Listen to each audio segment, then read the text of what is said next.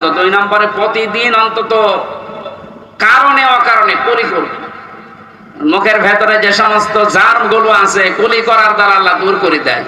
আমাদের জাতির পিতা ইব্রাহিম থেকে এগুলো পাওয়া। 3 নম্বরে তিনি মেসাক করতেন। হয় মেসাক করবেন কোন ডাল, কাঁচা ডাল দিয়ে, তাহলে দাঁত ভালো থাকবে।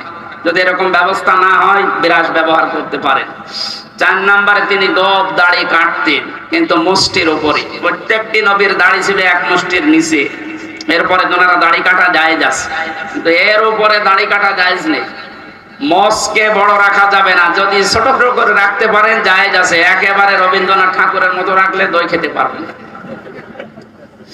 এরপরে তেল ব্যবহার করতেন প্রত্যেকটি নবী। আমাদের জাতির পিতা ইনি শিখিয়েছেন তেল ব্যবহার করা। এখন তো ফ্যাশন হয়ে গেছে, মেয়েরা পর্যন্ত এখন আর মাথায় তেল দিতে চায় না, শুধু শ্যাম্পু দেওয়ার পরে চুল ফুলিয়ে থাকতে চায়।